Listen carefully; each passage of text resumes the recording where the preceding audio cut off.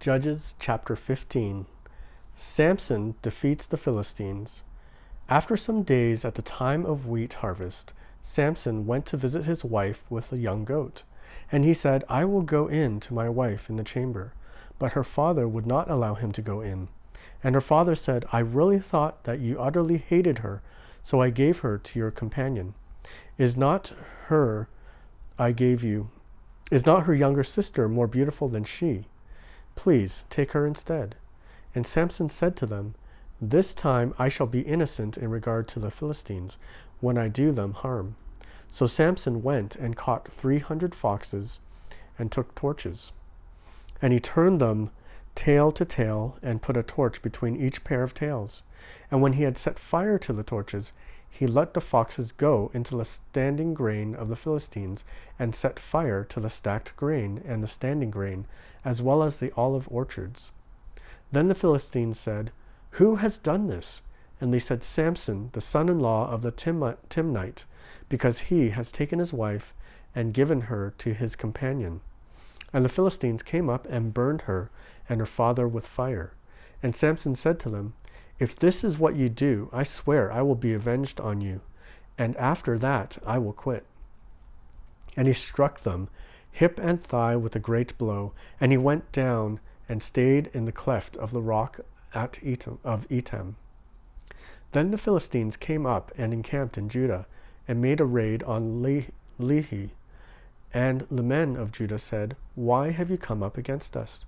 They said, We have come up to bind Samson, to do him as he did to us.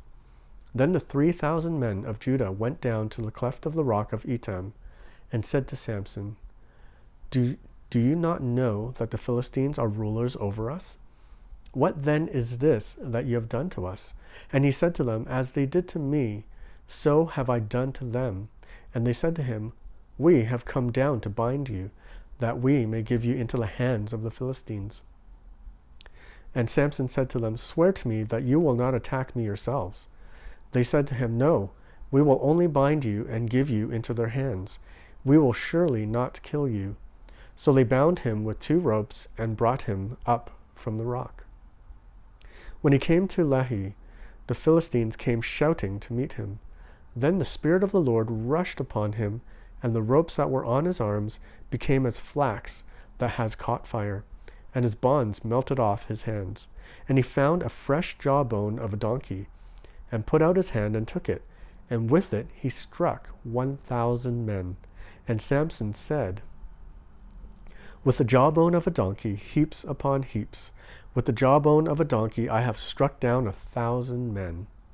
As soon as he had finished speaking, he threw away the jawbone out of his hand, and that place was called Ramath Lehi. And he was thirsty, and he called upon the Lord and said, You have granted this great salvation by the hand of your servant, and shall I now die of thirst and fall into the hands of the uncircumcised? And God split open the hollow place that is at Lehi, and water came out from it. And when he drank, his spirit returned, and he revived. Therefore the name of it was called En-Hakor. It is at Lehi to this day. And he judged Israel in the days of the Philistine 20 years. Judges chapter 16. Samson and Delilah. Samson went to Gaza, and there he saw a prostitute, and he went in to her. The Gazites were told, Samson has come here, and they surrounded the place and set an ambush for him all night at the gate of the city. They kept quiet all night, saying, Let us wait till the light of the morning, then we will kill him. But Samson lay till midnight, and at midnight he rose and took hold of the doors of the gate of the city and the 2 posts, and he pulled them up, bar and all, and put them on his shoulders, and carried them to the top of the hill that is in front of Hebron. After this he loved a woman in the valley of Sorek, whose name was Delilah. And the lords of the Philistines came up to her, and said to her, Seduce him, and see where his great strength lies, and by what means we may overpower him, that we may bind him to humble him, and we will give you 1,100 pieces of silver. So Delilah said to Samson, Please, Tell me where your great strength lies, and how you might be bound, that one could subdue you. Samson said to her, If they bind me with 7 fresh bowstrings that have not been dried, then I shall become weak and be like any other man. Then the lords of the Philistines brought up to her 7 fresh bowstrings that had not been dried, and she bound him with them. Now she had men lying in ambush in an inner chamber, and she said to him, The Philistines are upon you, Samson. But he snapped the bowstrings, as a thread of flax snaps when it touches the fire. So the secret of his strength was not known. Then Delilah said to Samson, Behold, you have mocked me and told me lies. Please, tell me how you might be bound. And he said to her, If they bind me with new ropes that have not been used, then I shall become weak and be like any other man. So Delilah took new ropes and bound him with them, and said to him, The Philistines are upon you, Samson. And the men lying in ambush were in inner chamber, but he snapped the ropes off his arms like a thread. Then Delilah said to Samson, Until now you have mocked me and told me lies. Tell me how you might be bound. And he said to her, If you weave the 7 locks of my head with a web and fasten it tight with a pin, then I shall become weak and be like any other man. So while they slept, Delilah took the 7 locks of his head and wove them into the web. And she made them tight with a pin and said to him, The Philistines are upon you, Samson. But he woke from his sleep and pulled away the pin, the loom, and the web. And she said to him, How can you say, I love you, when your heart is not with me? You have mocked me these 3 times, and you have not told me where your great strength lies. And when she pressed him hard with her words day after day, and urged him, his soul was vexed to death. And he told her all his heart, and he said to her, A razor has never come upon my head, for I have been a Nazirite to God from my mother's womb. If my head is shaved, then my strength will leave me, and I shall become weak and be like any other man. When Delilah saw that he had told her all his heart, she sent and called the lords of the Philistines, saying, Come up again, for he has told me all his heart. Then the lords of the Philistines came up to her and brought the money in their hands. She made him sleep on her knees, and she called a man and had him shave off the 7 locks of his head. Then she began to torment him, and his strength left him. And she said, The Philistines are upon you, Samson. And he awoke from his sleep and said, I will go out as at other times and shake myself free. But he did not know that the Lord had left him. And the Philistines seized him and gouged out his eyes, and brought him down to Gaza and bound him with bronze shackles. And he ground at the mill in the prison. But the hair of his head began to grow again after it had been shaved. The death of Samson. Now the lords of the Philistines gathered to offer a great sacrifice to Dagon, their god, and to rejoice. And they said, Our God has given Samson, our enemy, into our hand. And when the people saw him, they praised their God. For they said, Our God has given our enemy into our hand, the ravager of our country, who has killed many of us. And when their hearts were merry, they said, Call Samson, that he may entertain us. So they called Samson out of the prison, and he entertained them. They made him stand between the pillars. And Samson said to the young man who held him by the hand, Let me feel the pillars on which the house rests, that I may lean against them. Now the house was full of men and women.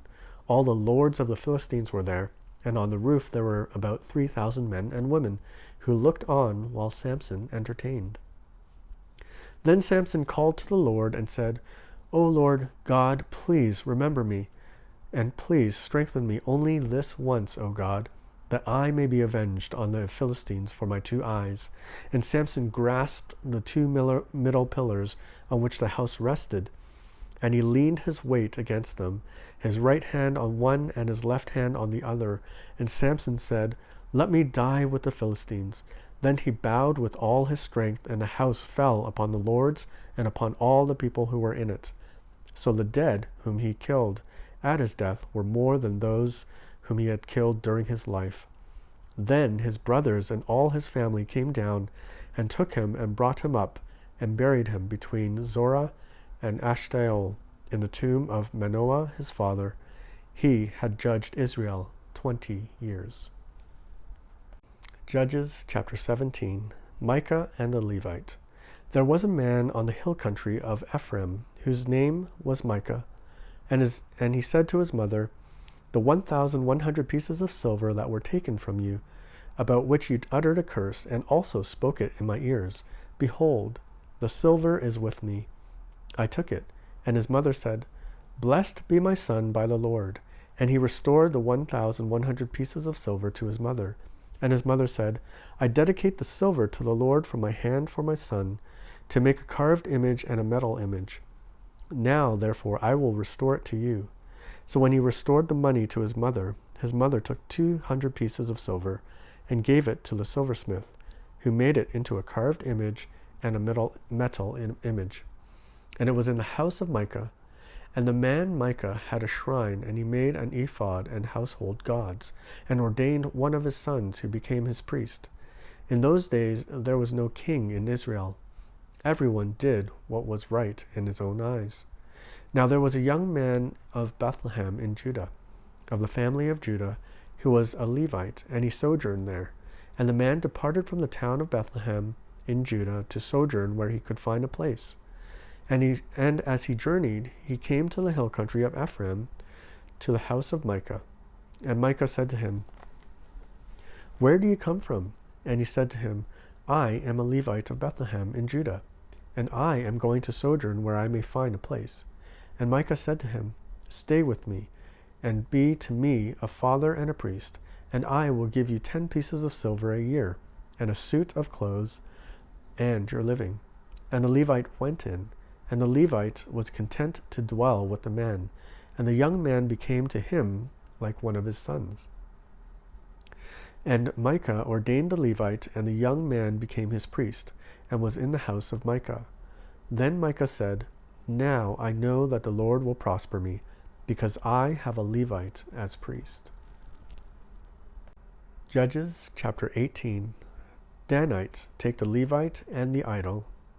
In those days there was no king in Israel, and in those days the tribe of the people of Dan was seeking for itself an inheritance to dwell in. For until then no inheritance among the tribes of Israel had fallen to them. So the people of Dan sent 5 able men from the whole number of their tribe, from Zorah and from Ashtaol, to spy out the land and to explore it. And they said to them, "Go and explore the land." And they came to the hill country of Ephraim, to the house of Micah, and lodged there. When they were by the house of Micah, they recognized the voice of the young Levite, and they turned aside and said to him, "Who brought you here? What are you doing in this place? What is your business here?" And he said to them, "This is how Micah dealt with me.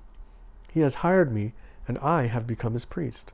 And they said to him, "Inquire of God, please, that we may know whether the journey on which we are setting out will succeed." And the priest said to them, "Go in peace.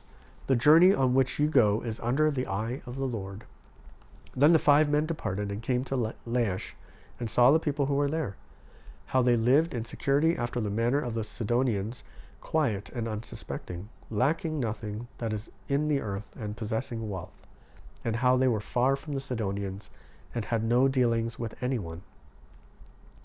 And when they came to their brothers at Zorah and Ashtaol, their brothers said to them, "What do you report?" They said, "Arise, and let us go up against them, for we have seen the land, and behold, it is very good. And will you do nothing?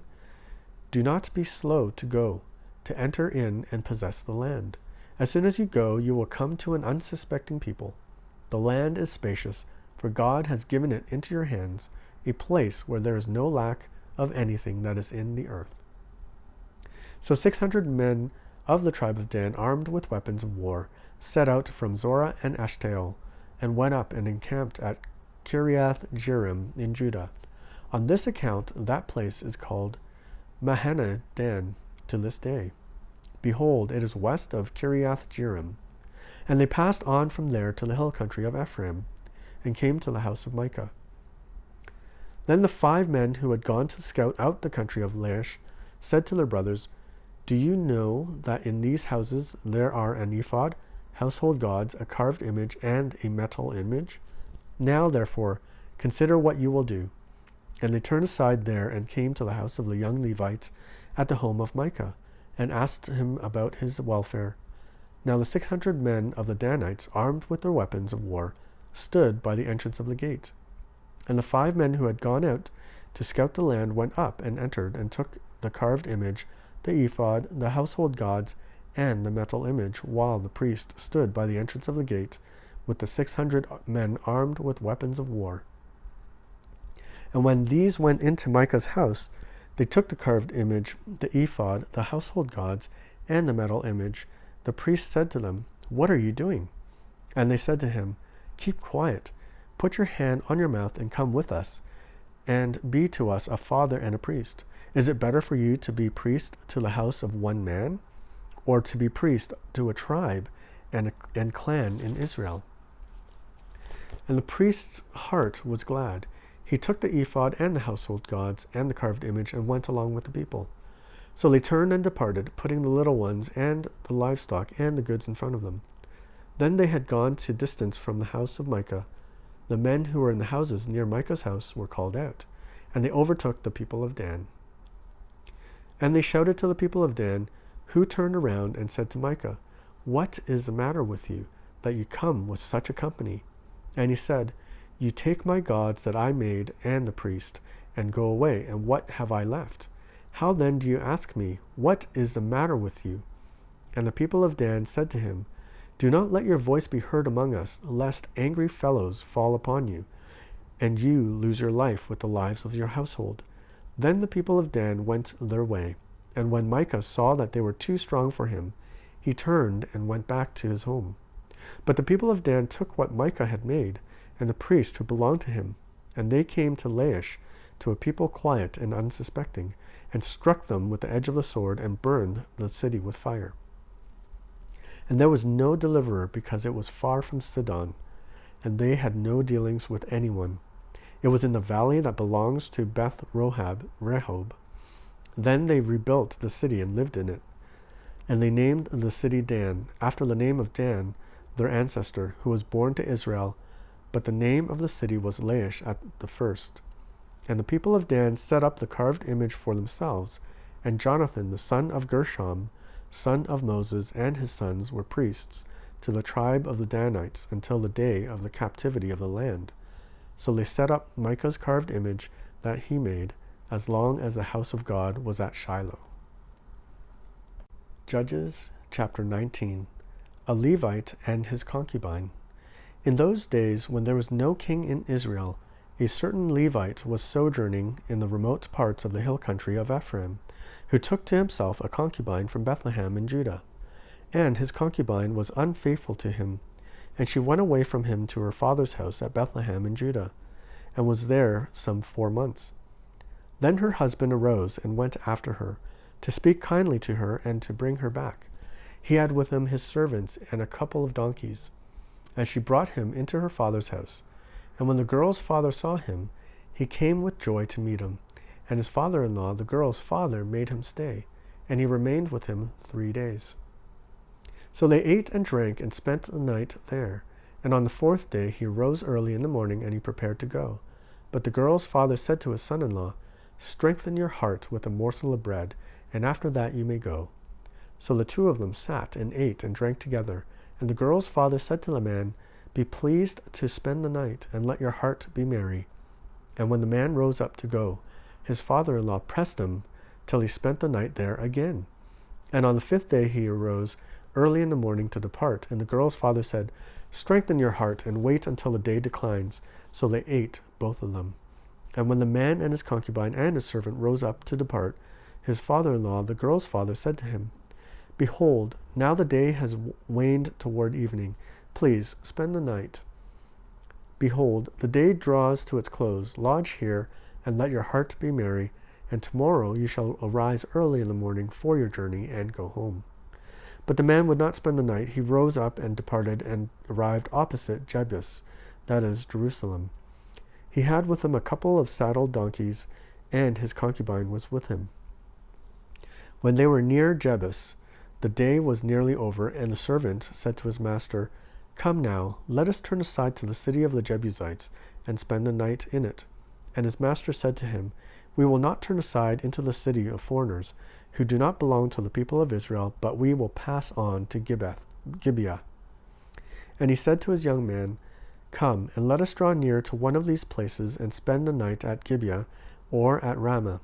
So they passed on and went their way. And the sun went down on them near Gibeah, which belongs to Benjamin. And they turned aside there to go in and spend the night at Gibeah. And he went in and sat down in the open square of the city, for no one took them into his house to spend the night. And behold, an old man was coming from his work in the field at evening. The man was from the hill country of Ephraim, and he was sojourning in Gibeah. The men of the place were Benjaminites. And he lifted up his eyes and saw the traveler in the open square of the city. And the old man said, "Where are you going? And where do you come from?" And he said to him, "We are passing from Bethlehem in Judah to the remote parts of the hill country of Ephraim, from where I come. I went to Bethlehem in Judah, and I am going to the house of the Lord, but no one has taken me into his house. We have straw and feed for our donkeys, with bread and wine for me and your female servant, and the young man with your servants. There is no lack of anything." And the old man said, "Peace be with you. I will care for all your wants. Only do not spend the night in the square." So he brought him into his house and gave the donkeys feed. And they washed their feet and ate and drank. Gibeah's crime. As they were making their hearts merry, behold, the men of the city, worthless fellows, surrounded the house, beating on the door. And they said to the old man, the master of the house, "Bring out the man who came into your house, that we may know him." And the master of the house, went out to them and said to them, "No, my brothers, do not act so wickedly, since this man has come into my house. Do not do this vile thing. Behold, here are my virgin daughter and his concubine. Let me bring them out now. Violate them, and do with them what seems good to you. But against this man do not do this outrageous thing." But the men would not listen to him. So the man seized his concubine and made her go out to them. And they knew her and abused her all night until the morning. And as the dawn began to break, they let her go. And as morning appeared, the woman came and fell down at the door of the man's house where her master was, until it was light. And her master rose up in the morning, and when he opened the doors of the house and went out on his way, behold, there was his concubine lying at the door of the house with her hands on the threshold. He said to her, "Get up, let us be going." But there was no answer. Then he put her on the donkey, and the man rose up and went away to his home. And when he entered his house, he took a knife, and taking hold of his concubine, he divided her, limb by limb, into 12 pieces, and sent her throughout all the territory of Israel. And all who saw it said, "Such a thing has never happened or been seen from the day that the people of Israel came up out of the land of Egypt until this day. Consider it, take counsel, and speak." Judges chapter 20. Israel's war with the tribe of Benjamin. Then all the people of Israel came out from Dan to Beersheba, including the land of Gilead, and the congregation assembled as one man to the Lord of Mizpah. And the chiefs of all the people of all the tribes of Israel presented themselves in the assembly of the people of God, 400,000 men on foot that drew the sword. Now the people of Benjamin heard that the people of Israel had gone up to Mizpah. And the people of Israel said, "Tell us, how did this evil happen?" And the Levite, the husband of the woman who was murdered, answered and said, "I came to Gibeah that belongs to Benjamin, and my concubine to spend the night. And the leaders of Gibeah rose against me and surrounded the house against me by night. They meant to kill me, and they violated my concubine, and she is dead. So I took hold of my concubine and cut her in pieces and sent her throughout all the country of the inheritance of Israel. For they have committed abomination and outrage in Israel. Behold, you people of Israel, all of you, give your advice and counsel here." And all the people arose as one man, saying, "None of us will go to his tent, and none of us will return to his house. But now this is what we will do to Gibeah. We will go up against it by lot, and we will take 10 men of 100 throughout all the tribes of Israel, and 100 of 1,000, and 1,000 of 10,000, to bring provisions for the people, that when they come they may repay Gibeah of Benjamin for all the outrage that they have committed in Israel. So all the men of Israel gathered against the city, united as one man. And the tribes of Israel sent men through all the tribe of Benjamin, saying, What evil is this that has taken place among you? Now therefore give up the men, the worthless fellows in Gibeah, that we may put them to death and purge evil from Israel. But the Benjaminites would not listen to the voice of their brothers, the people of Israel. Then the people of Benjamin came together out of the cities of Gibeah to go out to battle against the people of Israel. And the people of Benjamin mustered out of their cities on that day 26,000 men who drew the sword, besides the inhabitants of Gibeah, who mustered 700 chosen men. Among these were 700 chosen men who were left-handed. Every one could sling a stone at a hair and not miss. And the men of Israel, apart from Benjamin, mustered 400,000 men who drew the sword. All of these were men of war. The people of Israel arose and went up to Bethel and inquired of God, Who shall go up first for us to fight against the people of Benjamin? And the Lord said, Judah shall go up first. Then the people of Israel rose in the morning and encamped against Gibeah. And the men of Israel went out to fight against Benjamin, and the men of Israel drew up the battle lines against them at Gibeah. The people of Benjamin came out of Gibeah and destroyed on that day 22,000 men of the Israelites.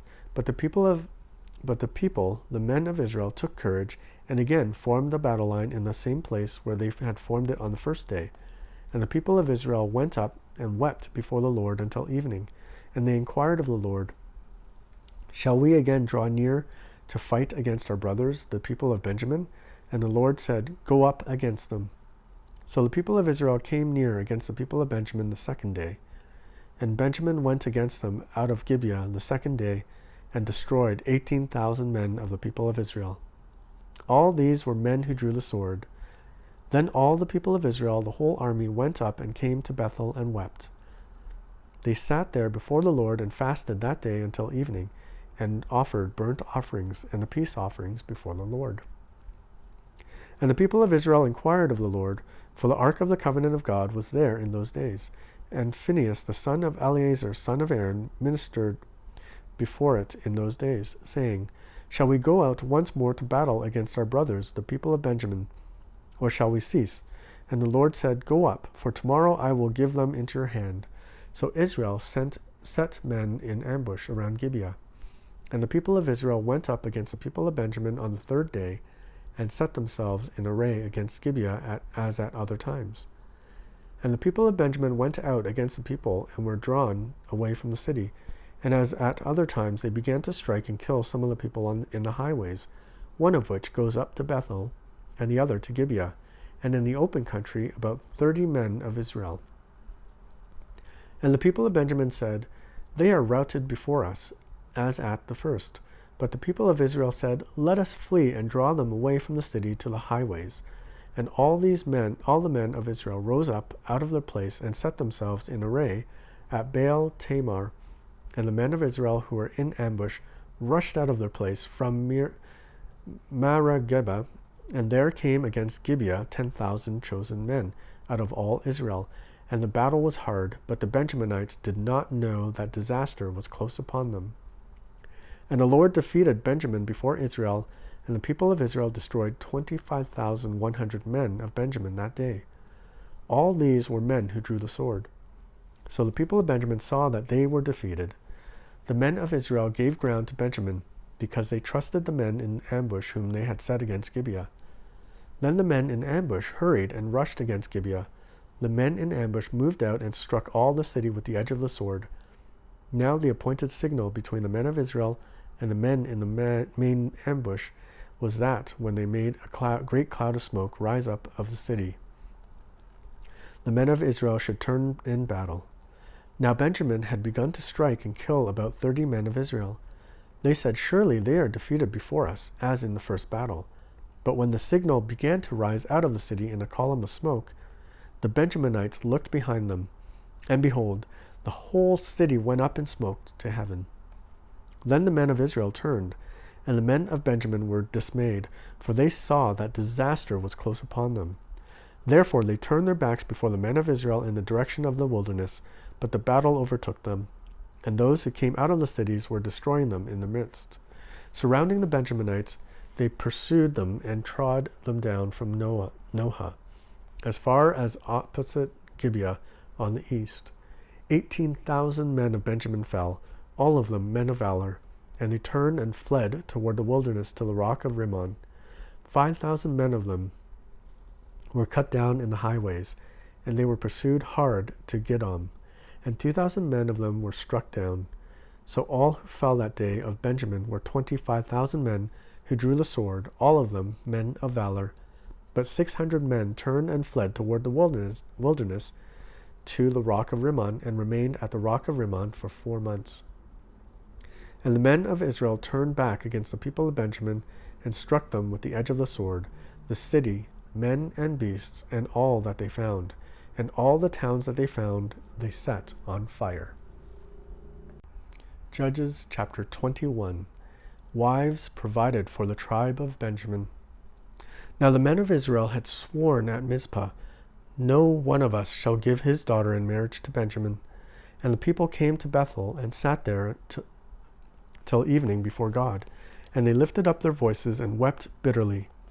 And they said, "O Lord, the God of Israel, why has this happened in Israel, that today there should be one tribe lacking in Israel?" And the next day the people rose early, and built there an altar, and offered burnt offerings and peace offerings. And the people of Israel said, "Which of all the tribes of Israel did not come up in the assembly of the Lord?" For they had taken a great oath concerning him who did not come up to the Lord to Mizpah, saying, "He shall surely be put to death." And the people of Israel had compassion for Benjamin their brother, and said, "One tribe is cut off from Israel this day. What shall we do for wives for those who are left, since we have sworn by the Lord that we will not give them any of our daughters for wives?" And they said, "What one is there of the tribes of Israel that did not come up to the Lord to Mizpah?" And behold, no one had come up to the camp from Jabesh Gilead to the assembly. For when the people mustered, behold, not one of the inhabitants of Jabesh Gilead was there. So the congregation sent 12,000 of the bravest men there, and commanded them, "Go and strike the inhabitants of Jabesh Gilead with the edge of the sword, also the women and the little ones. This is what you shall do. Every male and every woman that is lain with a male you shall devote to destruction." And they found among the inhabitants of Jabesh Gilead 400 young virgins, who had not known a man by lying with him. And they brought them to the camp of Shiloh, which is in the land of Canaan. Then the whole congregation sent word to the people of Benjamin who were at the rock of Rimmon, and proclaimed peace to them. And Benjamin returned at that time, and they gave them the woman who they have saved alive of the women of Jabesh Gilead, but they were not enough for them. And the people had compassion on Benjamin, because the Lord had made a breach in the tribes of Israel. Then the elders of the congregation said, "What shall we do for wives for those who are left, since the women are destroyed out of Benjamin?" And they said, "There must be an inheritance for the survivors of Benjamin, that a tribe not be blotted out from Israel. Yet we cannot give them wives from our daughters." For the people of Israel had sworn, "Cursed be he who gives a wife to Benjamin."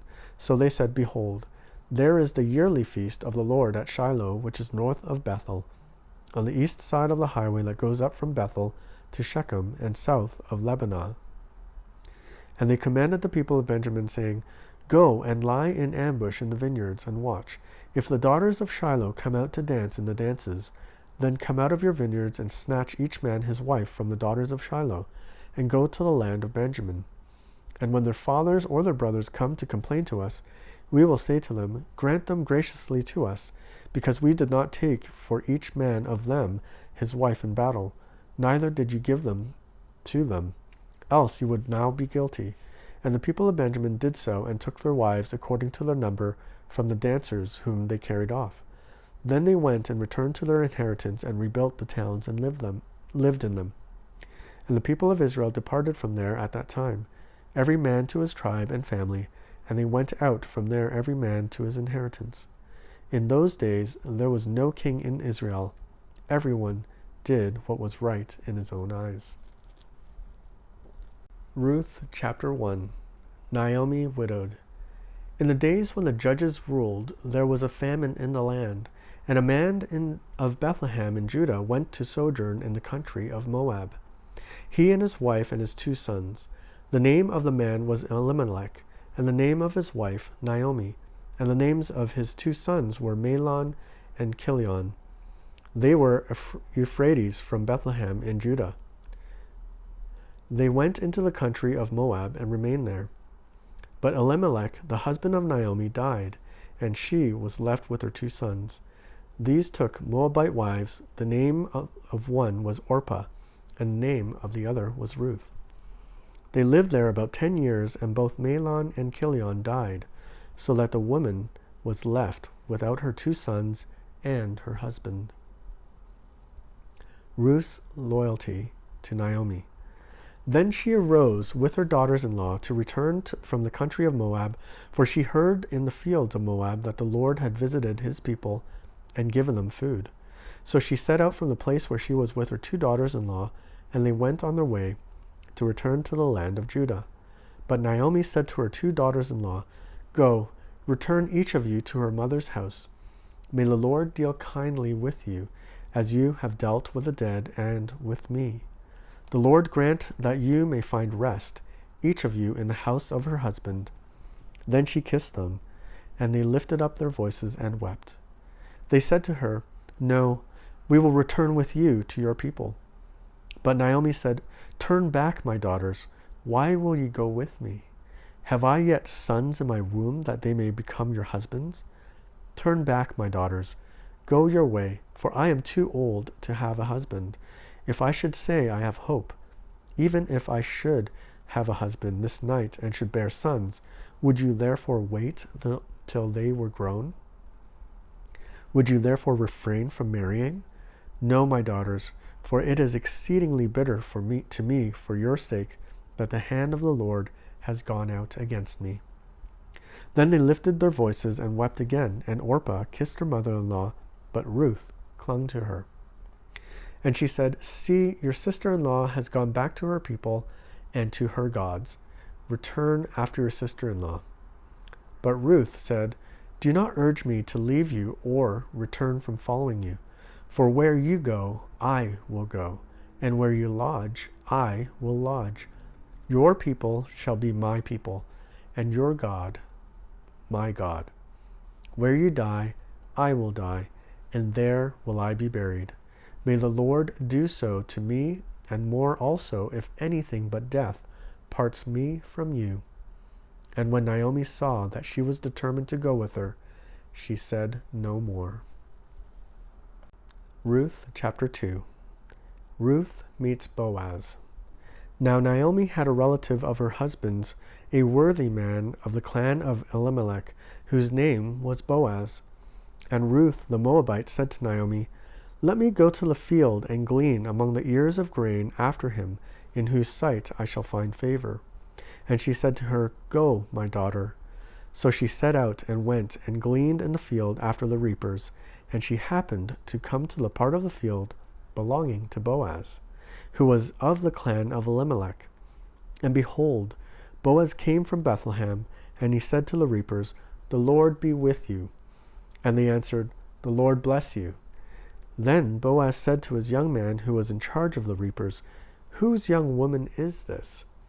And the servant who was in charge of the reapers answered, "She is a young Moabite woman who came back with Naomi from the country of Moab. She said, 'Please let me glean and gather among the sheaves after the reapers.' So she came, and she has continued from early morning until now, except for a short rest." Then Boaz said to Ruth, "Now listen, my daughter. Do not go to glean in another field or leave this one, but keep close to my young woman. Let your eyes be on the field that they are reaping, and go after them. Have I not charged the young men not to touch you? And when you are thirsty, go to the vessels and drink what the young men have drawn." Then she fell on her face. bowing to the ground, and said to him, "Why have I found favor in your eyes, that you should take notice of me, since I am a foreigner?" But Boaz answered her, "All that you have done for your mother-in-law since the death of your husband has been fully told to me, and how you left your father and mother and your native land and came to a people that you did not know before. The Lord repay you for what you have done, and a full reward be given by the Lord, the God of Israel, under whose wings you have come to take refuge." Then she said, "I have found favor in your eyes, my lord, for you have comforted me and spoken kindly to your servant, though I am not one of your servants." And at mealtime Boaz said to her, "Come here and eat some bread, and dip your morsel in the wine." So she sat beside the reapers, and he passed to her roasted grain, and she ate until she was satisfied, and she had some left over. When she rose to glean, Boaz instructed his young men, saying, "Let her glean even among the sheaves, and do not reproach her. And also pull out some of the bundles for her, and leave it for her to glean, and do not rebuke her." So she gleaned in the field until evening. Then she beat out what she had gleaned, and it was about an ephah of barley, and she took it up and went into the city. Her mother-in-law saw what she had gleaned. She also brought out and gave her what food she had left over from being satisfied. And her mother-in-law said to her, "Where did you glean today, and where have you worked? Blessed be the man who took notice of you." So she told her mother-in-law with whom she had worked, and said, "The man's name with whom I worked today is Boaz." And Naomi said to her daughter-in-law, "May he be blessed by the Lord, whose kindness was not forsaken the living or the dead." Naomi also said to her, "The man is a close relative of ours, one of our redeemers." And Ruth the Moabite said, "Besides, he said to me, 'You shall keep close by my young men until they have finished all my harvest.'" And Naomi said to Ruth, her daughter-in-law, "It is good, my daughter, that you go out with his young women, lest in another field ye be assaulted." So she kept close to the young women of Boaz, gleaning until the end of the barley and wheat harvests, and she lived with her mother-in-law. Ruth chapter 3. Ruth and Boaz at the threshing floor. Then Naomi, her mother-in-law, said to her, "My daughter, should I not seek rest for you, that it may be well with you? Is not Boaz our relative, with whose young woman you were? See, he is winnowing barley tonight at the threshing floor. Wash, therefore, and anoint yourself, and put on your cloak, and go down to the threshing floor. But do not make yourself known to the man until he has finished eating and drinking. But when he lies down, observe the place where he lies. Then go and uncover his feet and lie down, and he will tell you what to do." And she replied, "All that you say I will do." So she went down to the threshing floor, and did just as her mother-in-law had commanded her. And when Boaz had eaten and drunk, and his heart was merry, he went to lie down at the end of the heap of grain. Then she came softly and uncovered his feet, and lay down. At midnight the man was startled and turned over, and behold, a woman lay at his feet. He said, "Who are you?" And she answered, "I am Ruth, your servant. Spread your wings over your servant, for you are a redeemer." And he said, "May you be blessed by the Lord, my daughter. You have made this last kindness greater than the first, in that you have not gone after young men, whether poor or rich. And now, my daughter, do not fear. I will do for you all that you ask, for all my fellow townsmen know that you are a worthy woman. And now it is true that I am a redeemer, yet there is a redeemer nearer than I. Remain tonight, and in the morning, if he will redeem you, good. Let him do it. But if he is not willing to redeem you, then, as the Lord lives, I will redeem you. Lie down until morning." So she lay at his feet until the morning, but arose before one could recognize another. And he said, "Let it not be known that the woman came to the threshing floor." And he said, "Bring the garment you are wearing and hold it out." So she held it, and he measured out 6 measures of barley and put it on her. Then she went into the city, and when she came to her mother-in-law, she said, "How did you fare, my daughter?" Then she told her all that the man had done for her, saying, These 6 measures of barley he gave to me, for he said to me, 'You must not go back empty-handed to your mother-in-law.'